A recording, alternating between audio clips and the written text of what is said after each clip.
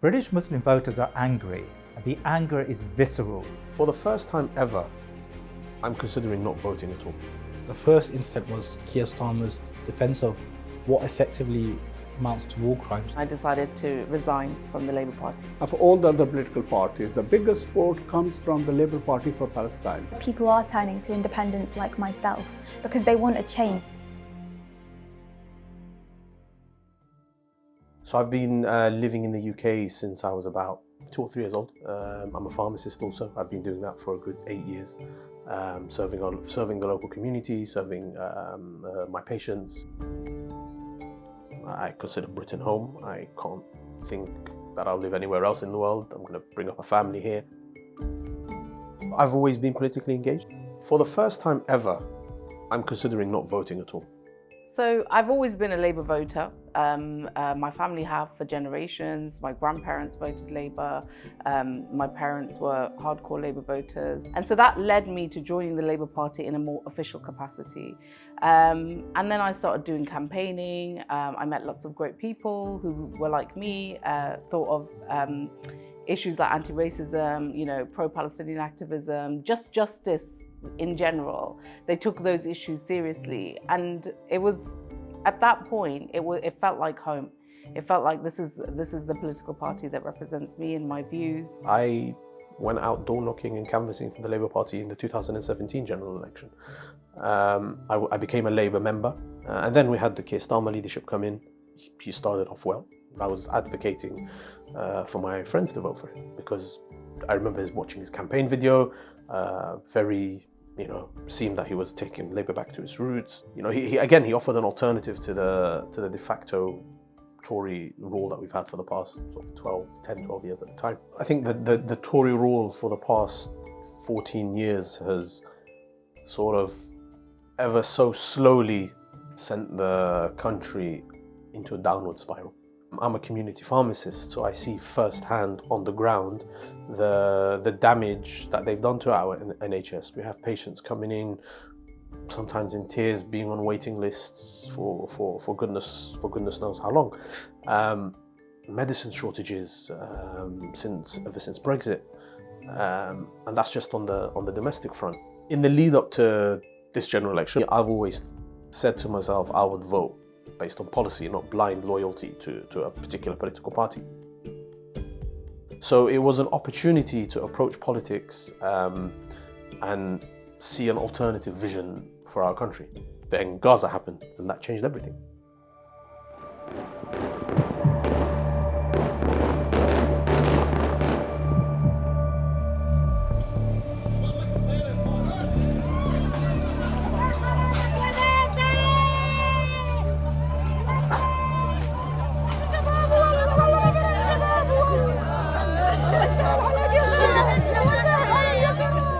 The genocide that was being live streamed to our television screens, that is live streamed to our mobile phones, and we're seeing people dying in real time, and that's pretty difficult.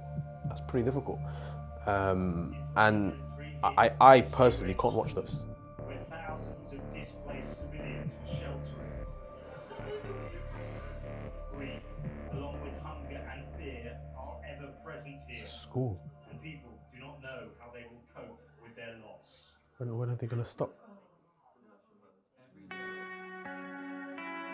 The first incident was Keir Starmer's defence of what effectively amounts to war crimes. He basically said that Israel has a right to turn off the water, to sort of shut off access to aid to innocent Palestinian civilians.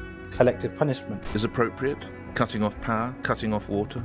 Well, I think that Israel does have that right. It is an ongoing situation. British Muslim voters are angry. The anger is visceral. You can feel that anger on a daily basis. I have visited towns and cities across the country, and everyone I speak to, young or old, male or female, people who belong to the mosque communities, people who belong to the general civil society communities, there is a unified feeling that the political class, whether that's the Conservative Party or the Labour Party, the political class has failed us. They failed us because on the one issue that we are unified around at this moment in time, Gaza, They have ignored the Muslim voter and ignored Muslim communities.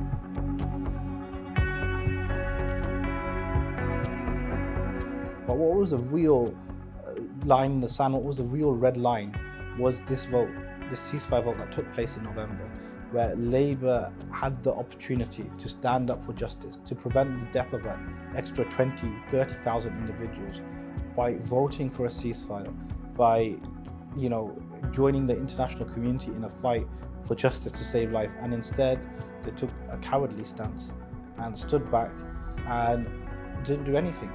And, in fact, some Labour MPs voted against the ceasefire actively. A real sign that they can no longer be trusted in the Muslim community. Keir Starmer's party is so centralised and authoritarian. We already know what the mood music is. They have expelled many members of the Labour Party who have even called for a ceasefire. They have expelled a number of Labour councillors who called this a genocide. Just for calling it a genocide, they have expelled them from the party.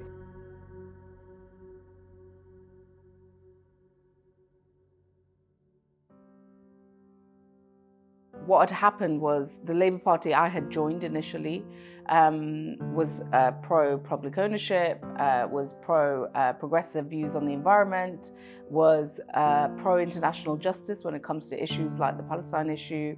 And it was suddenly shifting rightwards. All of a sudden, we were sort of pivoting to a point where on some issues, we were to the right of the Conservative government. I was still willing to see where the party was going.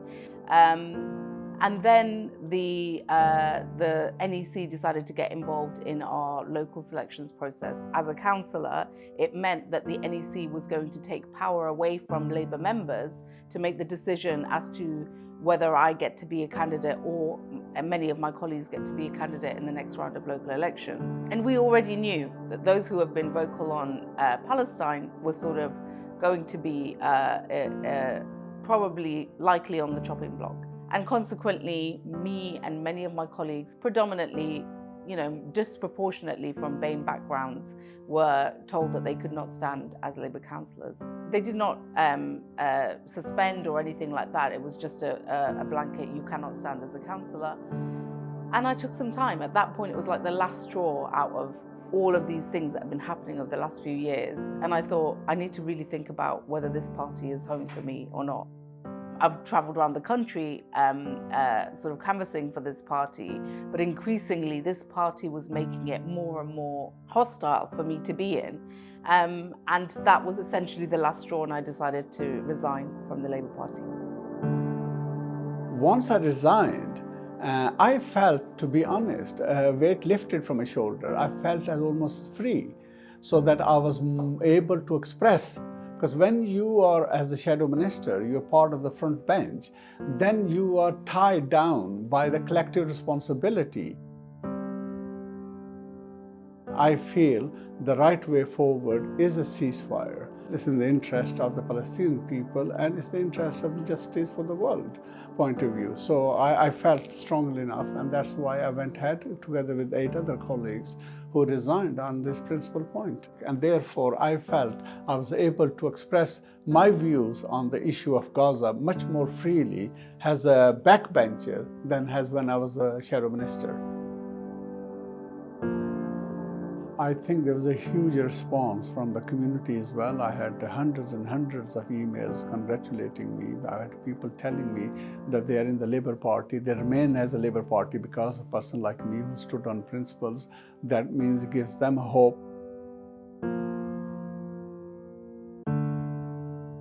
I've always been an advocate of using your voice to affect the change, being the change you want to see. And we have a responsibility in this country to hold our leaders accountable. And the way we hold them accountable is through the ballot box. For the first time ever in the local elections, I didn't vote at all. Because I felt that neither of the parties represented what I stand for and the values that I believe in. Carrying that into the general election as well. And that makes me sad. There was recent polling, only 12% of people have trust in the major parties in this country. There is a reason for that. They have become very complacent and arrogant in the way that they treat voters. The fact that we've had demonstrations on our streets up and down the country, all major cities, all this period, and yet the politicians are not listening, that is creating a huge sort of feeling, strong feeling against the establishment. They think those main parties actually are not a solution. But for me, the ultimate long-term question has to be is, what is the system? Do you as a community want to have a voice or not?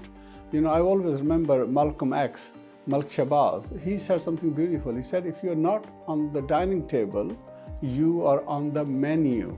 I don't want to be on the menu. And when you bring it down to that level, then you realize that actually it's either Labour or Conservative. That's the choice. What is the real difference between a Labour candidate, a Labour MP and a Conservative MP? If on the most important issue of the day, the issue of genocide, the issue of the complicit slaughter of over 35,000 human beings in Gaza, you have decided to dispense with principle and stick to the party whip. There's not a single poll which suggests that the Conservative Party will win. But for us, the choice is between a Labour Party with a massive majority. If you know the British political system, there are very few checks and balances in the system. If you want a lesser of the two evils argument, then that's the evil. An evil of a out-of-control Labour Party, an authoritarian Labour Party that has a massive majority, or a party that has a small majority, which makes it far more difficult for them to engage in the types of politics they want to engage in. Of all the other political parties, the biggest support comes from the Labour Party for Palestine. So why not strengthen that voice rather than diluting it? Because some of those who think we can't vote Labour, putting it somewhere who has no weight, either as an independent or for a small party, will be irrelevant. Don't mobilize against a party, because that will not take you forward. You can't take down a party, but you can take down an individual who is against your interests. And that is a democratic process. That's how you use your vote. And that is my appeal to the community leadership as well. Do we want to carry on being in the cold when the next government comes in? No, we want to be in a position where we can influence. And that will only happen if you're engaged. Can the Muslim community act as a check on the power, the authoritarian power of this party or this government? And I think, yes, we can. And we can do that through the ballot box. If we can make sure that Keir Starmer has a small majority, and it's difficult, by the way, I'm not saying it's an easy process, but there are over 100 constituencies, according to my analysis in the UK, where the Muslim community hold the balance of power. The Muslim vote came about as an initiative to empower Muslim communities, empower the Muslim vote, because for too long, the Labour Party in particular have taken Muslim votes for granted. And it's about, this initiative is all about us taking ownership of our vote and making our voice heard as loudly as possible within the democratic process. Muslims, like any other community group in this country, have the right to be politically active, have the right to make their voices heard, and have the right to feel empowered. This is what the democratic system is set up for. I would very much argue that MPs should fear the ballot box. They should be scared that they will lose the votes of a given community if their values and their opinions don't reflect the values of that voter group. So to kind of claim this as an Islamist takeover, number one, is a Islamophobic trope. There's no suggestion that we're trying to do this. We're trying to work with our communities to find alternatives. And this is not, people think this is simply a Gaza vote, but also, the NHS is of utmost importance to us. Muslims disproportionately work in the NHS. Muslims also disproportionately form parts of the poorest communities, have been hit some of the hardest by the cost of living crisis. So all these issues together will form the basis of this campaign, and we will seek to find those MPs who offer us real solutions and not just the standard status quo. I mean, if we look at the Rochdale by-election, George Galloway won predominantly because of his pro-Palestine position. So it's clear that there is an appetite for people to unify behind alternatives. And we see candidates already starting to mobilize, to door knock, So it is a real source of inspiration and hope for us that there is potential alternatives out there. Please help us spread the word as well to your family, friends, neighbours. Once I come with you, Yeah. you will also support me. Amazing. We That's can't wait great, for you to yeah. join us. We're I will waiting for join you. Our community is fed up of self-serving politicians, and that's why people are turning to independents like myself, because they want a change, they want an alternative. And my independence means that I answer to the people of Ilford North and not political party agendas. And what I'm standing on is to represent my constituency and not corporate interests. I am a British Palestinian who was raised in and lives in Ilford. Wes Streeting has been the Labour MP of Ilford North for quite a while, since 2015. But he refused to vote for a ceasefire when it mattered in November. And now we've seen 15,000 children Palestinian killed, we've seen 19,000 Palestinian children orphaned. This is after we implored him as a community to vote for a ceasefire, to represent us. But the people of Ilford North feel they don't have a voice in Westminster. And more than that, Wes Streeting is locally invisible here in the area. He's nowhere to be seen. People feel ignored. And our votes can no longer be taken for granted. More than that, he takes so many donations from private healthcare companies. This is about our NHS as well, and I'm standing to protect our NHS for everyone. He also recently refused to scrap the two-child benefit cap. This is affecting many working people around the country. And so it's about so much more than just refusing to call for a ceasefire. We want an MP who truly represents us and our interests and puts the community first. I'm local, I have strong principles, and I'm from the area. And I'm here to represent my community, but he's not here to do that. I'm not someone who's just sprung up for the sake of this election. I was selected by my community to stand as an independent. I didn't self-select. And I've been in this space for around 8-9 years now, standing up for justice, wherever injustice may be. And the responses that I've seen on the doorstep, the responses online, people are very hopeful, and we are standing to win here.